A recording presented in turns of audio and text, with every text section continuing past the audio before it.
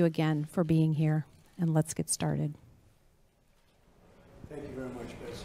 I just want to say before we really begin, because I want to hear you, but we're going to be very strong on background checks. We'll be doing very strong background checks, very strong emphasis on the mental health of somebody, and we are going to do plenty of other things. Again, next week the governors are coming in from most of the states, and we're going to have a very serious talk about what's going on with school safety. Very important. And we're going to cover every aspect of it. There are many ideas that I have. There are many ideas that other people have. And we're going to pick out the strongest ideas, the most important ideas, the ideas that are going to work, and we're going to get them done.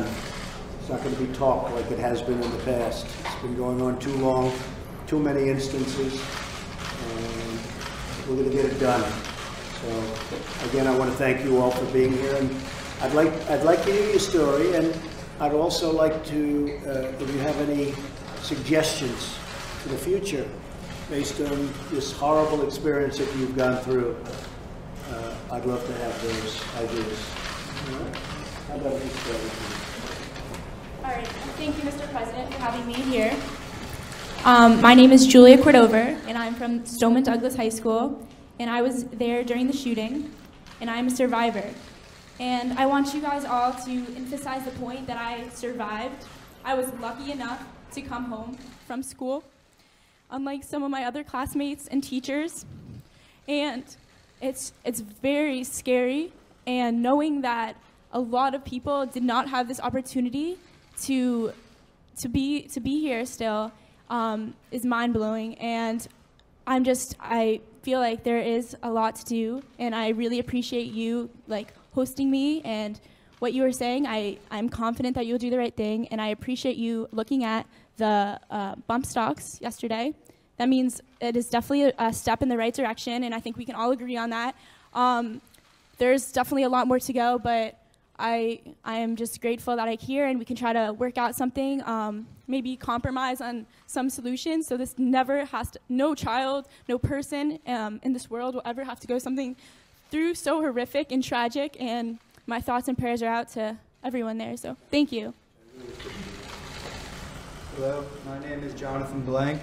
I go to Stoneman Douglas, and I was actually in the second classroom that was shot at.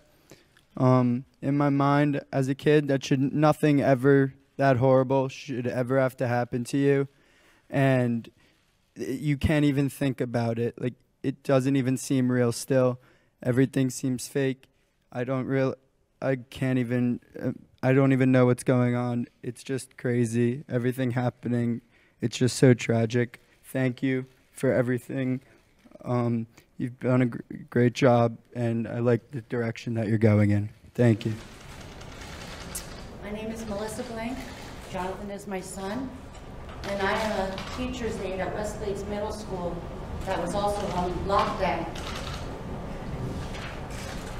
So I couldn't get in touch with my son to find out if my son was alive. I feel for all of these families, my heart is just broken for my whole community. We're coming together.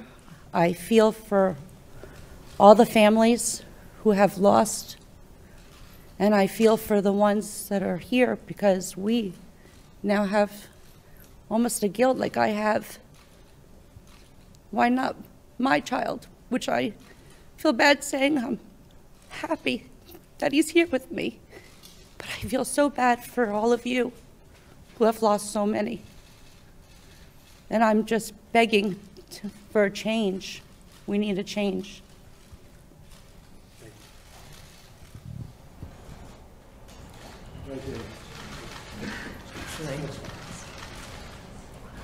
Do you mind, may I pass the microphone back to my daughter, because I think she has some nice solutions, and if that's okay with you? Sure. Thank you. Hi, my name is Carson Abt. I'm a junior, and I was at Marjorie Stoneman Douglas at the time of the shooting. And I know that there are a lot of different solutions that we can go through to help eradicate this issue, but one that stuck out to me was about all the drills and protocols that my teachers had to go through. They knew what to do once the code red for an active shooter was announced, but through research I found that only 32 states require drills. But of those 32 states, more than half of the counties do not go through the drills because they want to spend their resources towards something else. And I know that a bill was also passed that declared that each school has to go through one drill each month. But I know that my school, we go through fire drills every month, and we have not had our lockdown drill yet this year. And I think a change that will increase all the trainings and protocols, so if God forbid another shooting does happen, at least all the teachers will be prepared and can hopefully keep their students calm. That's great. Thank you very much. Thank you. Please. Hi, my name is Ariana Klein. I would just like to say thank you for leading this country. You're a great leader, and I appreciate the direction that the country is going in. I'm a junior. I attended Stoneman Douglas, and I just want to say that everybody right now is so stuck on what they believe that they're not even listening to what other people believe. We need to listen to the other points of views. We all need to realize that we all have different points of views, and that we need, this solution is not going to be a singular thing. It's going to be multifaceted, and it's going to be created by a collection of different people working together, and we all have to realize that we all have our opinions, and together we're going to be able to work to a solution. And this is not just Parkland anymore. This is America. This is every student in every city and everywhere. It's everybody. It's not small. It's everything. And I'd just like to say thank you for having us, giving us the opportunity. Appreciate it. My name's Fred Abt. I'm Carson's dad. I'm going to pass the microphone along to some of the other students. If we have a chance later on, perhaps I'll speak or other parents could speak, but I'd like the students to get their chance. Very nice. My name is Justin Gruber, and I was at the school at the time of the massacre. I'm only 15 years old. I'm a sophomore. 19 years ago, the first school shooting Columbine, at Columbine High School happened, and I was born into a world where I never got to experience safety and peace. There needs to be a significant change in this country, because this has to never happen again. And people should be able to feel that when they go to school, they can be safe. And because there needs to be a change,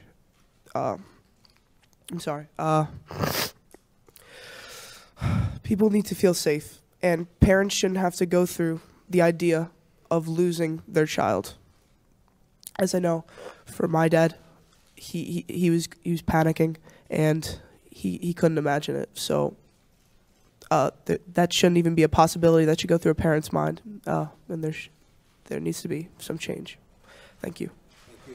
Thank you very much. Carrie Gruber, Justin's dad. And I'll be brief. You know, Justin was texting me, hiding in a closet, saying, if something happens, I love you. Something happens, I love you. And you can't imagine what that's like as a parent. And then his phone died, and I didn't know what happened for another hour or so. So 17 lives were gone. I was lucky enough to get my son home, but 17 families. It's not left and right. It's not political. It's a human issue. People are dying. And we have to stop this. We have to stop. If he's not old enough to buy a drink, to go and buy a beer, he should not be able to buy a gun at 18 years old. I mean, that's just common sense. We have to do common sense. Please, Mr. Trump, these are things we have to do. In Israel, you have to be 27 years old to have a gun.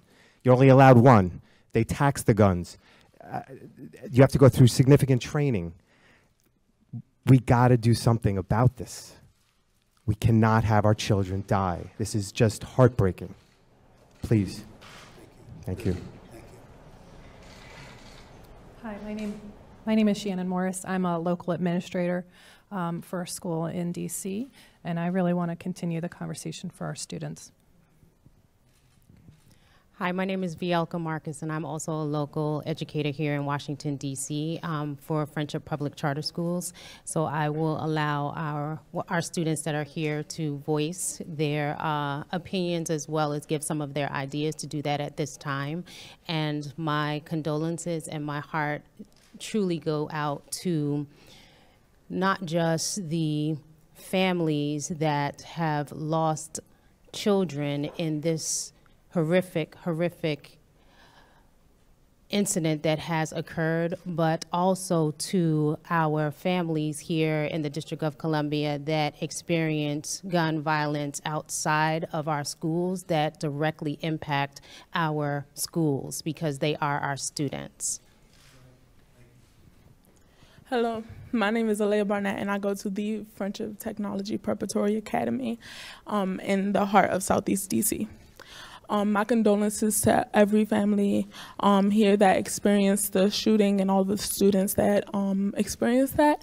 And I'm here on behalf of my school and all of the friendship schools in DC to be able to prevent those kind of things happening in our school, because in Southeast DC, we do encounter a lot of violence and things most of the time at night, but a lot of the times it's in like the daytime too. So our schools, we do take preventative measures and everything to stop that. Like we check bags at the door and everything, and it does make us, at first we're like, no, we don't want to do this, but then we realize it's for our safety. But we wanted to make sure that it continues and that nothing can ever slip up to for these things to happen, like in school, counseling for our students who are struggling with fear and bullying. Bullying triggers emotions that will make a student want to bring like a weapon to school to protect themselves or to get revenge for a person who that did something to them. So we just want to have a lot of preventative measures to be in the schools and also outside of school to make sure that nothing can happen to us while we're in school.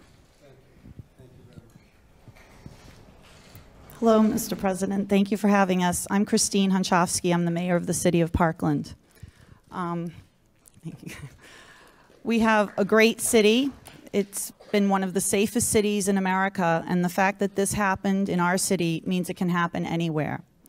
We are blessed that we are a very close-knit, family-oriented city, and our community is coming together. We lost 17 lives, but the ripple effects throughout the community are devastating. I have spent the last week going to funerals.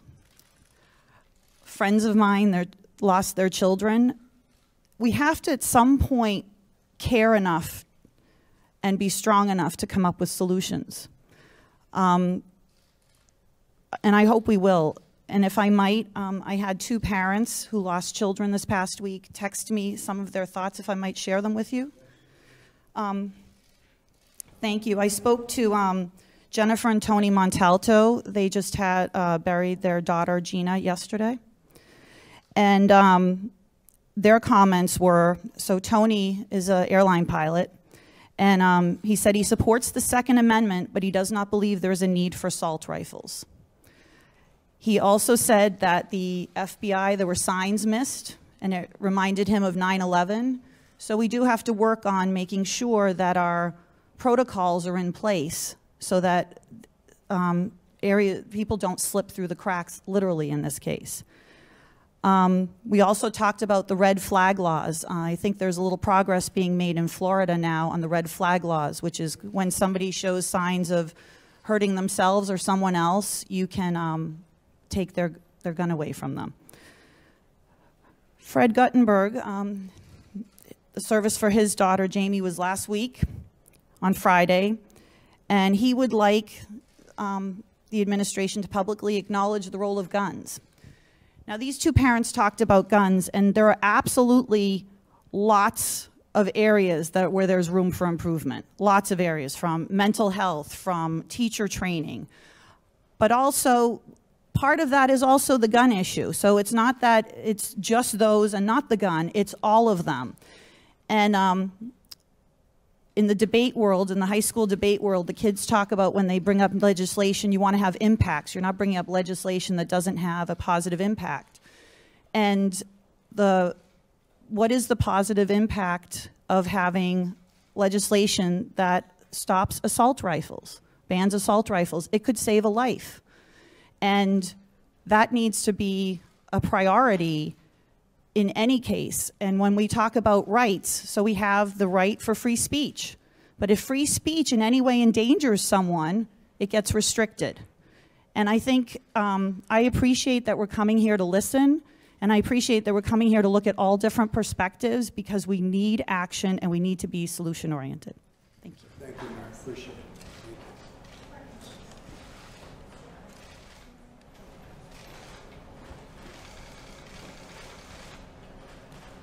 We're here because my daughter has no voice. She was murdered last week and she was taken from us. Shot 9 times on the 3rd floor. Now, we, as a country, failed our children. This shouldn't happen. We go to the airport. I can't get on a plane with a bottled water, but we leave it. Some animal could walk into a school and shoot our children. It's just not right, and we need to come together as a country and work on what's important, and that's protecting our children in the schools. That's the only thing that matters right now. Everyone has to come together and not think about different laws. We need to come together as a country, not different parties, and figure out how we protect the schools. It's simple. It's not difficult. We protect airports.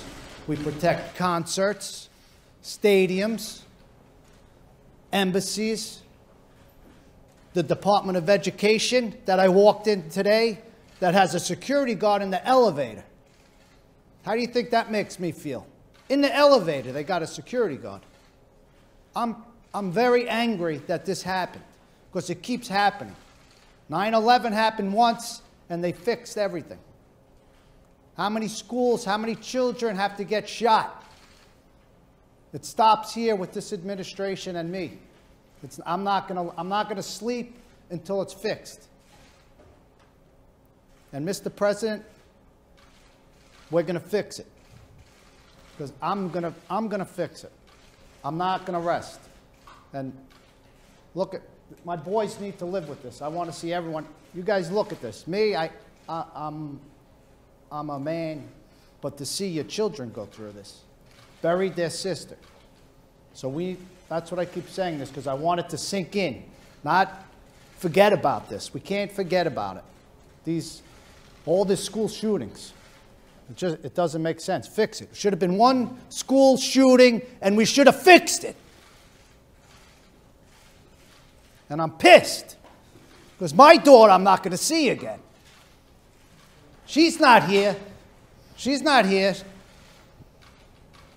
She's in North Lauderdale at whatever it is, King David Cemetery. That's where I go to see my kid now.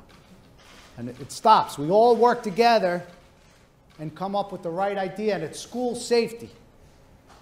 It's not about gun laws right now. That's another fight, another battle.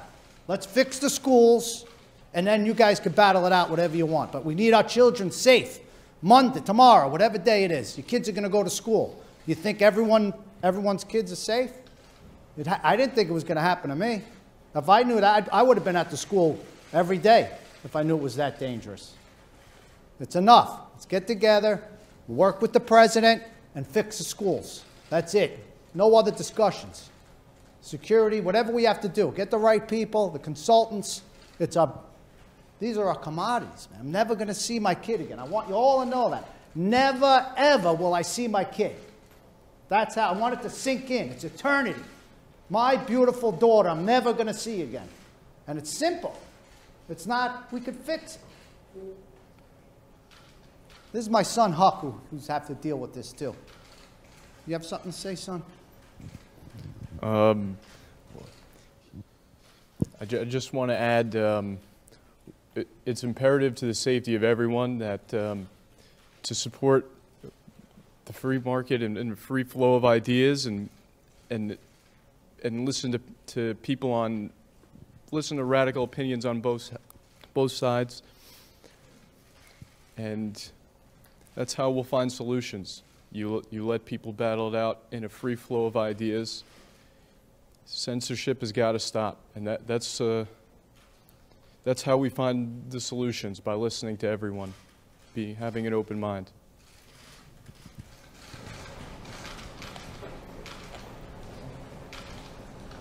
This is my son, Hunter.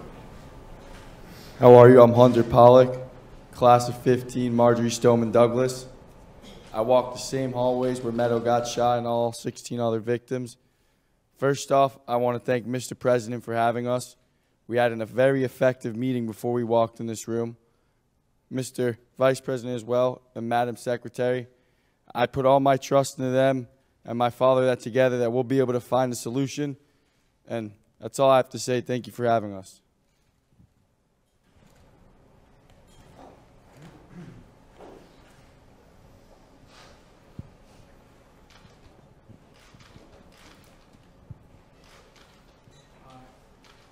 My name is Sam Zeif.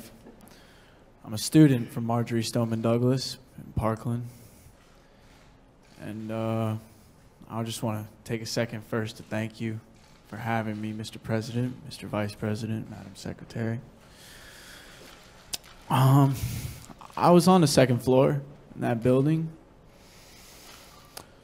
texting my mom, texting my dad, texting 3 of my brothers, that I was never going to see him again. And then it occurred to me that my 14-year-old brother was directly above me in that classroom where Scott Beagle was murdered. Scott Beagle got my brother in the class. He was the last kid to get back into that class. And I'm sure a lot of you have read my texts on the internet with my brother. I didn't plan for them to go viral. I just wanted to share with the world, because no brothers or sisters or family members or anyone should ever have to share those texts with anyone. And that's why I'm here. I lost a best friend who's practically a brother. And I'm here to use my voice because I know he can't. And I know he's with me, cheering me on to be strong, but it's hard. And to feel like this, it doesn't even feel like a week. Time has stood still.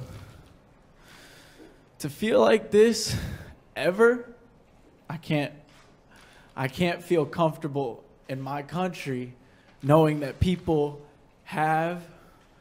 will have, ever gonna feel like this. And I wanna feel safe at school. You know, senior year and junior year, they were big years for me when I turned my academics around, started connecting with teachers, and I started actually enjoying school. And now, I don't know how I'm ever gonna step foot on that place again, or go to a public park after school, or be walking anywhere. Me and my friends, we get scared when a car drives by. Anywhere. And I think I agree with Hunter and Huck and how we need to let ideas flow and get the problem solved. I don't understand. I turned 18 the day after. Woke up to the news that my best friend was gone. And I don't understand why I could still go in a store and buy a weapon of war, an AR. I was reading today that a person 20 years old walked into a store and bought an AR-15 in 5 minutes with an expired ID. How is it that easy to buy this type of weapon? How do we not stop this after Columbine, after Sandy Hook? I'm sitting with a mother that lost her son. It's still happening. In Australia, there was a shooting at a school in 1999. And, after that, they took a lot of ideas, they put legislation together, and they stopped it. Can anyone here guess how many shootings there have been in the schools since then in Australia? 0. We need to do something, and that's why we're here.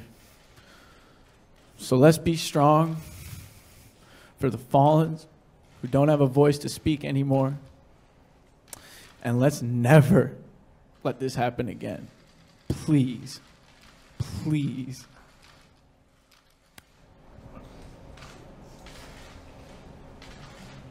Mr. President, Mr. Vice President, Madam Secretary, my story is far too well known.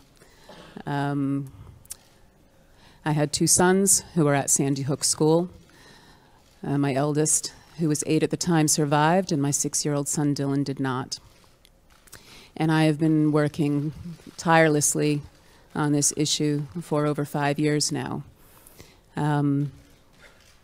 The organization that I help lead, Sandy Hook Promise, is very focused on keeping kids safe at school, because no parent should go through this.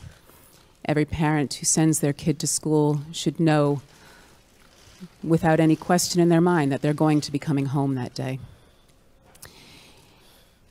This is not a difficult issue. You're absolutely right. There are solutions, and this administration has the ability to put them in place. And after Sandy Hook, they said we wouldn't let this happen again, and yet it has continued to happen for 5 years. How many more deaths can we take as a country? How many more teenagers and 6- and 7-year-olds can we allow to die? Don't let that happen anymore on your watch. There are things that you can do right now. Mental health, you mentioned earlier. Funding for that would be very much appreciated. The Stop School Violence Act, enabling prevention programs and reporting systems in schools across America. It's already passed through the House. It's in the Senate right now. Urge swift passage of that. That can get a lot of help to schools. I absolutely agree. Since Sandy Hook, there has been an increase in school safety and security. We've invested a lot in the bricks and mortar of our schools. We've invested a lot in the security of our schools. I think we also need to focus on prevention. How do we prevent these acts from happening? How can we help identify and get help for people who are at risk of hurting themselves or others before they pick up any weapon? That's what we need to focus on, by preventing these acts, and you have the ability to do that. There's legislation available to you right now. There are free training programs, such as our Know the Signs programs, available across the states. Right now, you could mandate these sorts of programs. You could ensure that schools, students, and educators are trained how to recognize these signs and to know what to do when they see them, and then to ensure that those tips are followed through. This is not difficult. These deaths are preventable. And I implore you, consider your own children. You don't want to be me. No parent does. And you have the ability to make a difference and save lives today. Please don't waste this. Thank you.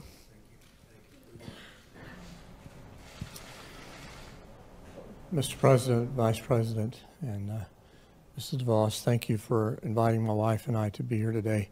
I'm a little bit weak. I had surgery last week, so I'm kind of weak in voice and body. But 19 years ago, I went through what some of the folks here are going through now, because my beautiful daughter, Rachel, was killed. And my son, Craig, was in the library that day. 2 of his friends were murdered beside him. He lay there covered in their blood, looking down the barrel of 2 guns aimed at him, and he knew he was going to die. And a split second before Eric and Dylan pulled the trigger, the alarm system went off, and it distracted them, and they never came back to the table where Craig was at, or I would have lost 2 children that day at Columbine. So my heart goes out to you, sir, and to every one of you in this room that have experienced the trauma that you've gone through at Parkland. Our focus has been, my beautiful wife, the most beautiful lady in the room is right there in the blue and white blouse, Sandy. We started a program called Rachel's Challenge, and it was started a year after Rachel died. And we have worked with some wonderful partners over the last few years. We work closely with Chuck Norris and his wife Gina in a program they call Kickstart for Kids. We work with Cal Ripken Jr. and his brother Bill, and have created a program for athletes called The Uncommon Athlete, and it's based on something my daughter wrote in one of her diaries. We partner with Dr. Robert Marzano, who's one of the top K-12 researchers in the country, and a program called Why Try, All Dear Friends, and another program called Love and Logic, Dr. Jim Fay, one of the largest parenting programs. All of us combine our efforts together. Our organization has reached over 28 million students in the last 19 years, and we have seen 7 school shootings prevented. We see an average of 3 suicides prevented every single week of the year, over 150 a year. I have a little book with me that I'd like to leave with you. It's got letters from students. We don't edit them. These are emails from students who are planning to commit suicide. And we see 3 of those every single week, students that have changed their mind. And if you don't mind, I just want to share one simple principle with you that we've learned over the years as we've worked with millions and millions of young people. And it comes from something you said last week in your speech, and it was that we must create a culture of connectedness. We must create a culture in which our classmates become our friends. That's something we've learned how to do over the years. We have over 28 different programs, and we see children connect with one another. Every single one of these school shootings have been from young men who are disconnected, and we talk a lot about the mental health issues, but it actually goes deeper than that, because there's a lot of mentally ill children that are kind and compassionate. And so we work with those children every single day of the year, of the school year, but there's always the one with a propensity to violence. And so one of the things we have learned, and we train young people and we train teachers, that the focus must not be just on unity or diversity. Because if you focus too much on diversity, you create division. If you focus too much on unity, you'll create compromise. But if you focus on relatedness and how we can relate with one another, then you can celebrate the diversity and you can see the unity take place. I'm all for diversity, I'm all for unity, but the focus really needs to be on how can we connect. And that's something that we and our organizations have learned. One thing we have learned is how to connect students with each other, with themselves, with their teachers, and with their parents. And I would love to share more as we have a chance to do so. Thank you again for having us today.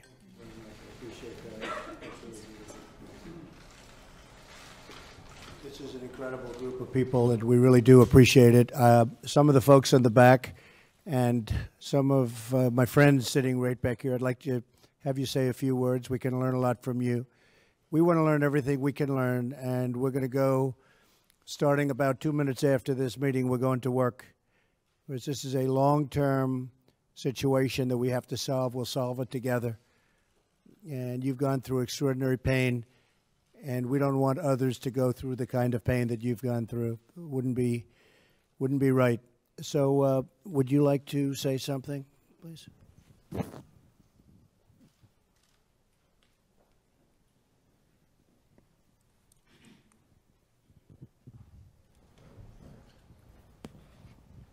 Thank you, Mr. President. My name is Curtis Kelly. I represent Thurgood Marshall Academy here in the District of Columbia. Thank you, Vice President, Madam Secretary, for having myself and Gregory Baldwin, who represent Thurgood Marshall. My tragedy started September the 20th of last year, where I have 2 twin sons that attend Thurgood Marshall, and they are elite athletes, Junior Olympics. One of my sons was a youth council member for the District of Columbia in Ward 5, and one day this is after school, Now I agree we need to protect our kids in schools, but we need to protect them on their safe passageways home as well, and their extracurricular activities, and their parks and recreations and everything that they try to go for their peace in.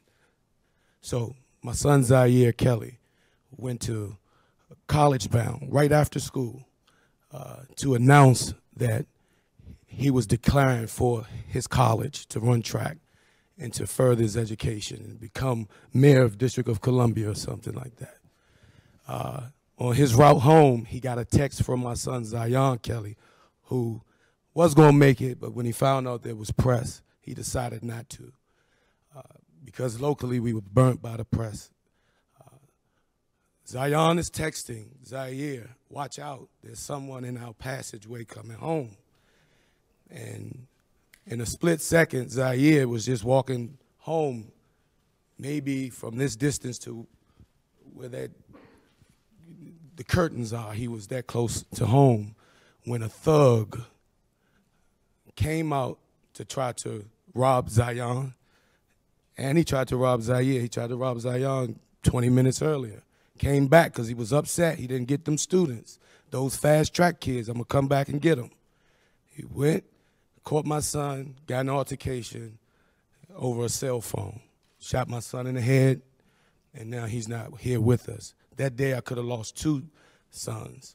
But the tragedy that my family have to live with after losing Zaire is I have another son that attends Thurgood Marshall. We've been taking him to all types of family counseling and therapy, and the school has been affected, the community has been affected, and the local politicians said, so what we want to do is stand up for our students in the community. Give us some solutions as to what we can do.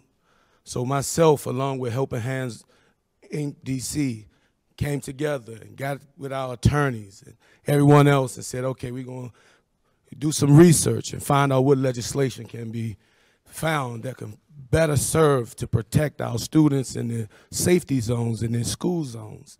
And it's been a fight because everybody show up for photo ops. All the politicians show up to say, we're going to get it done. We're going to protect our kids. But just a couple weeks later, school shooting, just like we all hearing about all these experiences at Ballou Senior High School, kid gets shot in school. Dunbar, kid gets shot in school. In our schools, on their safe passageway home, their parks and recreations, extracurricular, our students have to be protected. Our students have to be protected. One local legislator asked me, how do you define students? How would a criminal define students? You would define them after you commit a crime against them. The students are crying. They're calling for a national standout day, April the 20th, in celebration of Columbine, because the same incidences keep happening, not just in our schools, in our communities as well. To upstanding citizens, to those that's doing the right thing. And we as parents, yes, we're trying to fight to pass legislation just like you, locally. But nationally, this campaign has grown. And it's affecting all of us, all our kids. There's gun violence. Gun violence. So I thank you. That's my story. And we're going to keep fighting, and we're going to keep trying to pass legislation, and we're going to keep fighting for our students at Thurgood Marshall and here in the District of Columbia and across America as well. Thank you very much. It's incredible. Very sad. Thank you very much. Does anybody have an idea for a solution to the school shooting and the school shootings that we've gone through over the years, and we've seen too much of it, and we're going to stop it? And there are a lot of different ideas. I could name 10 of them right now. Does anybody have an idea as to how to stop it? What is your recommendation to stop it? Yes.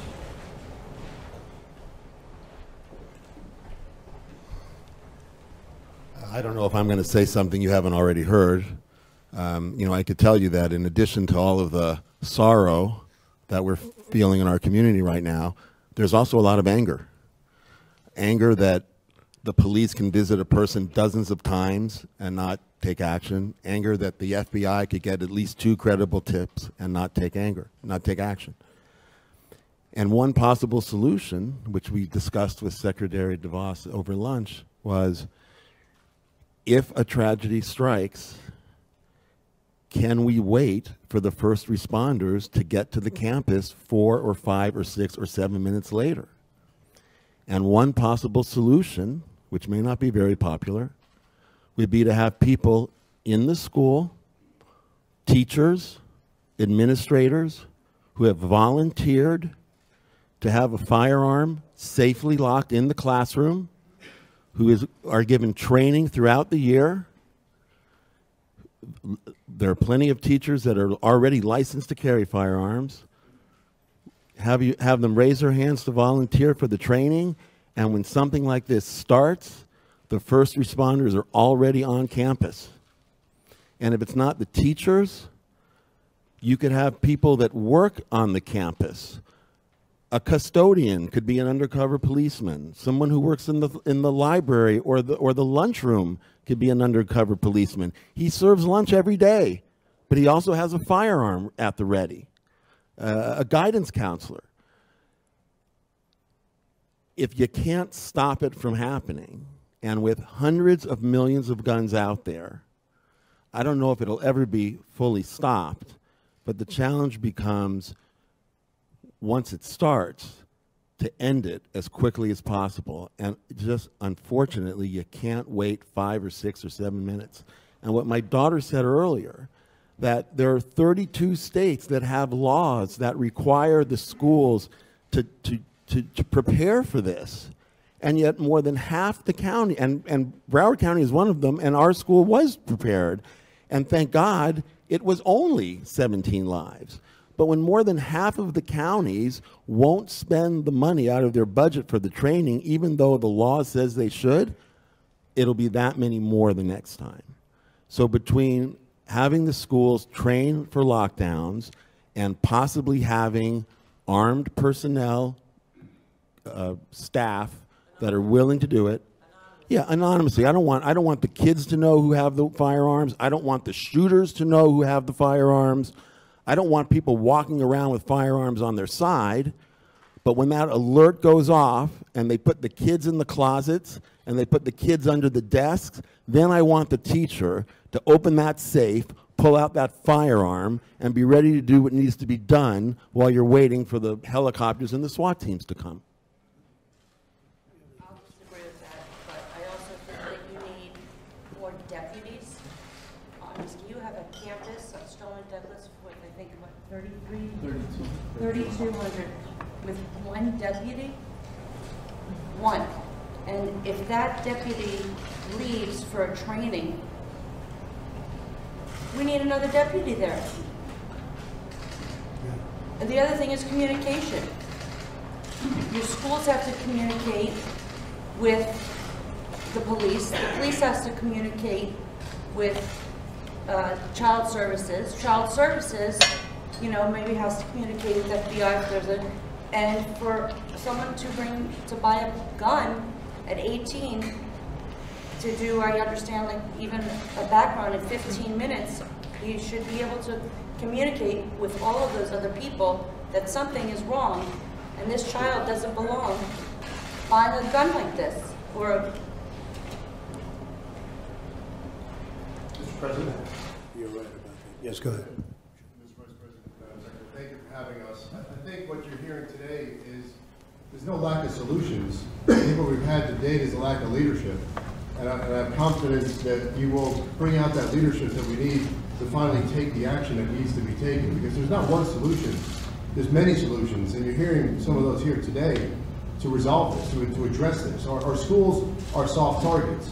So we need to harden the targets by making them, increase our deterrence capability so that potential murderer knows that that's not going to happen, that there's going to be people there ready to respond, that the minute something happens, our technology will pick up that an incident has occurred and it will be responded to immediately. And also the children and the teachers know what to do in that instance. They're communicated with effectively.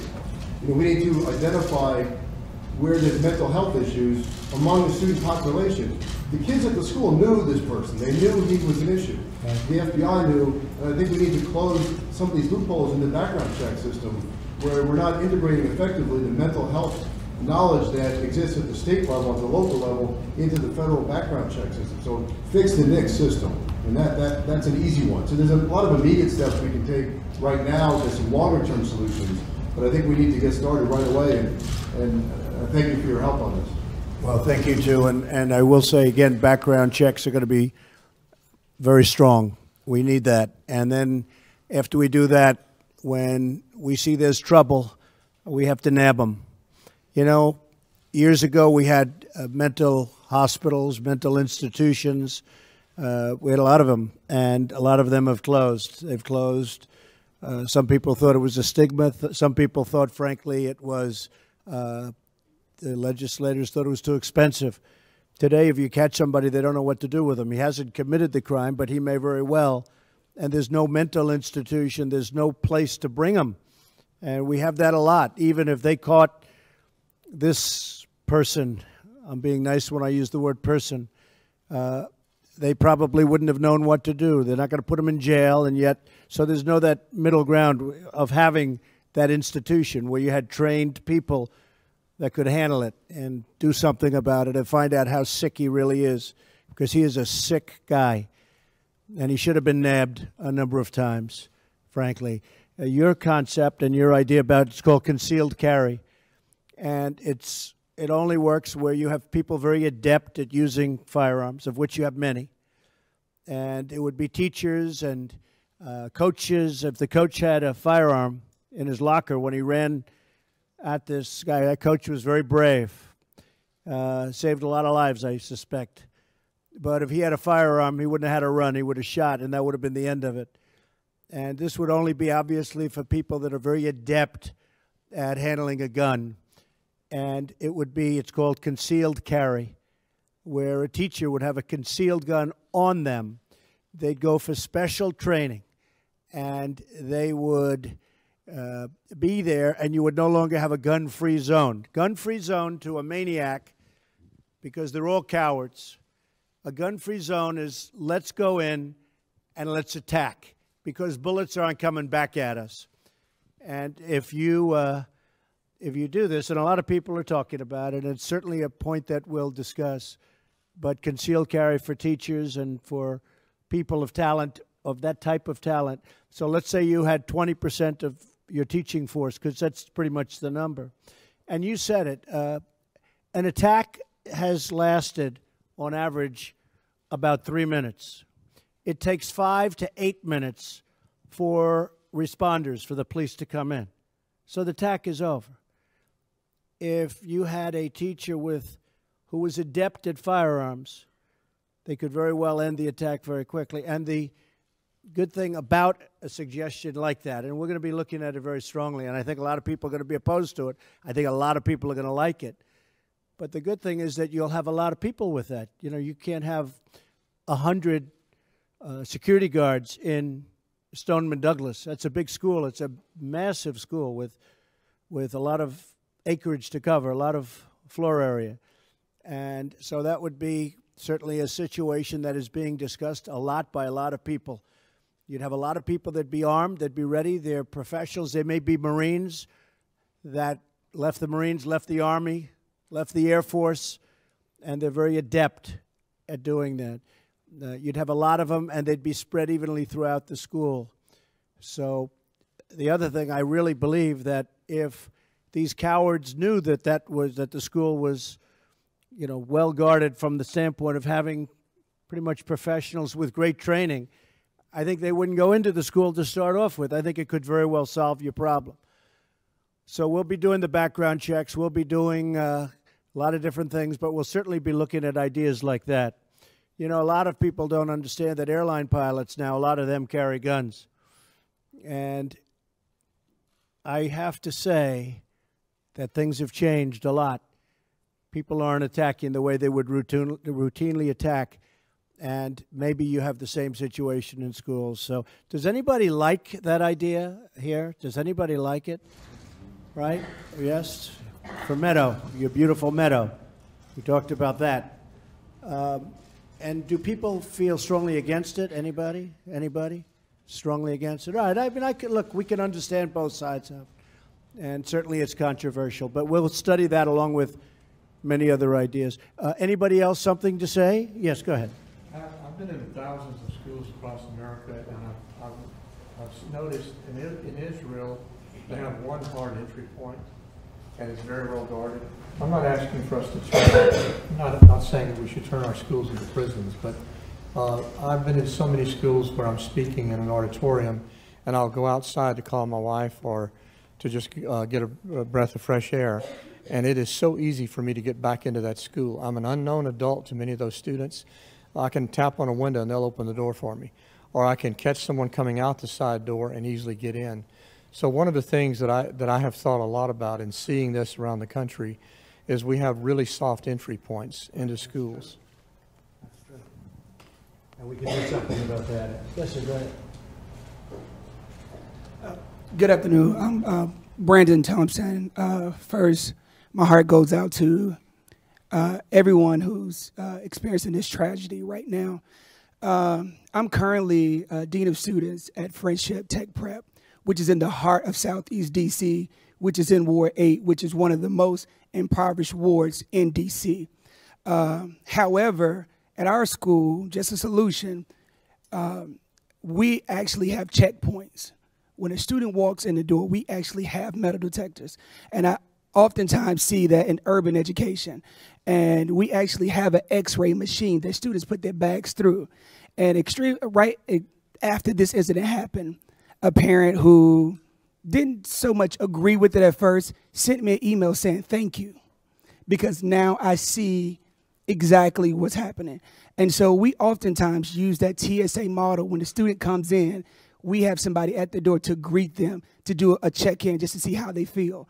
And we have certain point people where I know this person's not feeling so well, so they won't get past point one. They go through the metal detector. Their bag go through the machine. And so at the end of the day, just talking to my students riding over today, they all say, well, I feel safe. And you come outside and you say, talk about mental hospitals. Our school is right across the street from a shut down mental hospital. We have, you know, if you were to come over to the streets, you'd be like, oh my God, but once you get inside the building, we have that family feel. We have that those check-in points. We have it where every visitor that comes through our building has to go through these checkpoints to ensure that our students get home safe, to ensure that our staff members get home safe. And these are just minor solutions. Like I will say, I'm against having a teacher with a gun in a building. Teachers are emotional. People are emotional. So I think that is a huge factor. However, but having students, and you may have to go to staff members going through these checkpoints to ensure that, one, their mental is on point, and two, that we're talking about they don't have any physical metal on them, and or even in our building, our students don't even carry cell phones because we consider that's a threat. It's taken away from them learning. So they actually turn in their cell phones. And so those things of ensuring our kids are there at the moment, to live the moment, to enjoy school, they get that joy factor, they get that family feeling. They're able now to connect with one another and able to communicate and not have to worry about, you know, looking over their shoulder when they walk, you know, out and into the building, because they know every person that comes through the building has been through a metal check. Their bags have been checked. And so that's just a solution. Once again, my heart goes out to everyone who's been through this tragedy. Thank you. Very well said. Very well said. Mr. President, thank you for being open to hearing all forms of solutions. I truly appreciate that. One point on the mental health issue, and I think it's important to note that someone with a mental illness is highly unlikely to ever commit an act of violence. It's a very, very small percentage. What we're really dealing here is more with a lack of mental wellness. This is around anger and fear. And that's not something that you can diagnose and put in mental health hospitals. This is more about funding for mental health services to help these individuals that are at risk, especially when we think about suicide. Teen suicide. Suicide is the #2 killer of our children, as I understand right now, and a lot of these suicides are performed with firearms, which makes them, you know, unsavable. So the idea of mental health and being able to identify who's at risk, who's considering these issues, who's going into crisis, That is incredibly important. I appreciate the point on arming teachers. It's not personally something that I support. Rather than arm them with a firearm, I would rather arm them with the knowledge of how to prevent these acts from happening in the first place.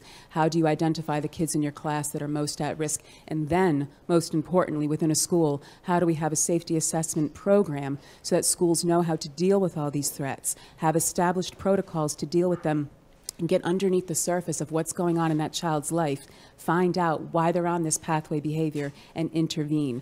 This is about prevention. There are some fabulous solutions being talked about today which still go to imminent danger. Let's talk about prevention. There is so much that we can do to help people before it reaches that point. And I urge you, please, stay focused on that as well. It is the gun, it's the person behind the gun, and it's about helping people before they ever reach that point. Yes, go ahead. So, Thank you. thank you. I fully respect all of our amendments, including the second. But in Maryland, they have proven that the Second Amendment does not protect these types of weapons. They have banned over 45 different kinds of assault weapons, including the AR. They have banned they have limited magazine sizes. They have proven that it's not like we have to lose our Second Amendment. You know, the Second Amendment, I believe, was for defense. And I fully respect that, like I said. But these are not weapons of defense. These are weapons of war. And I still can't fathom that I myself am able to purchase one. Anyone? I would like to talk, Mr. President. I couldn't agree. I'm not here to debate, but I lost my sister. And like Mr. President said, if you could find 20% of maybe retired law enforcement officers or teachers who could go through discrete training to carry a firearm on this waist, it could have been a very different situation. Like he said, law enforcement takes them 7 minutes, 8 minutes to get there. If a teacher or a security guard has a concealed license and a firearm on their waist, they're able to easily stop the situation. Or the bad guy, I'll put it that way, would not even go near the school knowing that someone can fight back against them. Also, I believe that is insanity that they would even open the gates up 20 minutes before school ends. They're supposed to protect us and the children. So in the future, we need more security.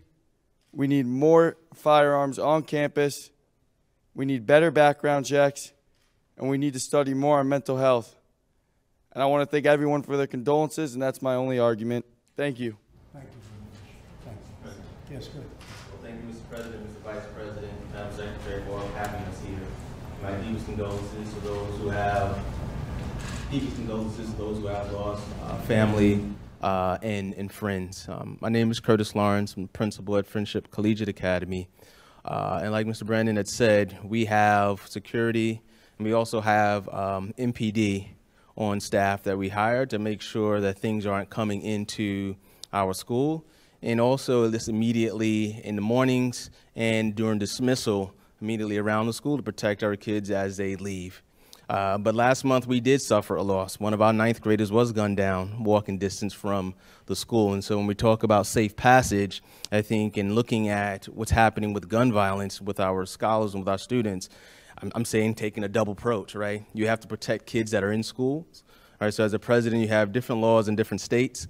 And so definitely where they don't have the necessary security as we may have as getting in, then we have to think of what are those solutions for the kids in Florida that are going to those schools with that to make sure that they're safe in school.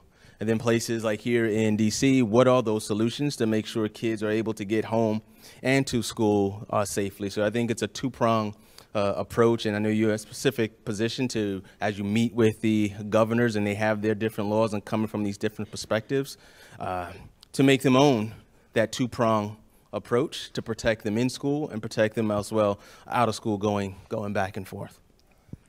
President, thank you so much, and thank you, Vice President and Madam Secretary, for convening this and for allowing us all the opportunity to speak about this very serious problem. And my heart absolutely breaks for the families of Parkland. I have a sense of what you are going through now. I've been going through it for 5 years. This is my son, Daniel. He was 7 years old when he was shot to death in his first grade classroom at Sandy Hook Elementary School, just a little over 5 years ago. My wife, Jackie, could not be here today because she's a school teacher, and she takes that job seriously and sent me as the ambassador. Jackie is a career educator, and she will tell you she has spent over a decade in the Bronx. And she will tell you that school teachers have more than enough responsibilities right now than to have the awesome responsibility of lethal force to take a life. Thank you. Nobody wants to see a shootout in a school, and a deranged sociopath on his way to commit an act of murder in a school with the outcome, knowing the outcome is going to be suicide, is not going to care if there's somebody there with a gun. That's their plan anyway. I am going to build on what my friend and colleague, Nicole Hockley, said. We tried this legislative approach. I've been in this building before, many times, wringing our hands, pleading with legislators, what can we do? Until we finally said, we have to go home and do this ourselves. And we built something. Sandy Hook Promise has built something that works. We train students, and we train teachers, and we train educators with the tools how to recognize these people, and with the tools of how to intervene, and with the tools to get them to the help that they need before they pick up a gun or any other weapon and commit a horrible tragedy. It works. We don't charge for it. We're not asking for money. We've already stopped school shootings. We've already prevented suicides. We've already captured other social issues like bullying and cutting. We know that it works. We have a solution right here. We're asking for you to please help. We need to do this nationally, now. Thank you. Mr. President, I'd like to take the opportunity to thank you and the Vice President, and to thank everyone here for joining us today, for telling your stories, for sharing your perspectives, and please know that this is the beginning of a long conversation. We are committed to seeing a solution to this very, very tragic and horrible situation, and so know that our hearts will continue to be with all of the families affected here. And thank you again for being with us today. Thank you, Betsy, and thank you, Mike, and thank you, everybody, for being with us.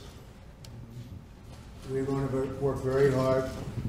It's very difficult, it's very complex, but we're going to find a solution. We have been looking at this issue for a long time, too long as far as I'm concerned, and you'll be back, but you'll be back in a much more positive light.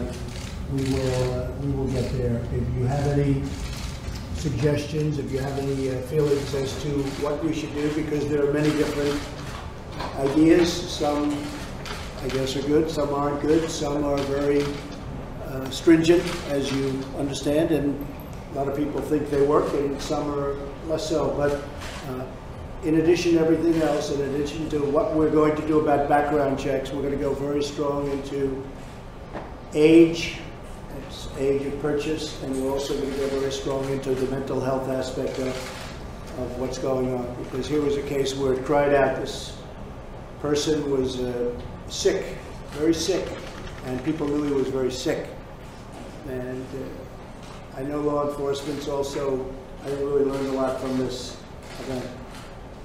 We're also going to look at the institutions. We're going to look at what you do when you find somebody like this, because again, right now we're not equipped like we were many years ago.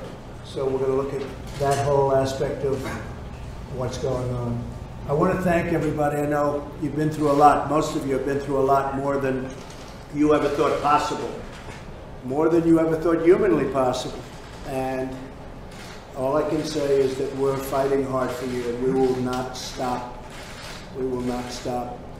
We're going to get there, and I just grieve for you. I feel so, it's just, to me, there could be nothing worse than what you've gone through. Again, thank you for your ideas. Thank you for your thoughts. Thank you for pouring out your hearts, because the world is watching, and we're going to come up with a solution. God bless you all. Thank you.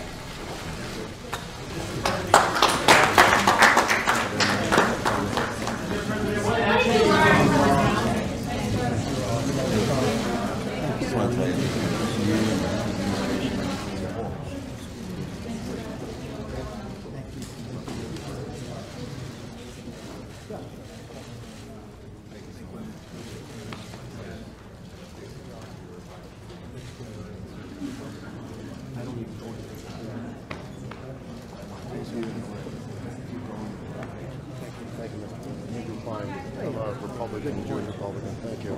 We're with you.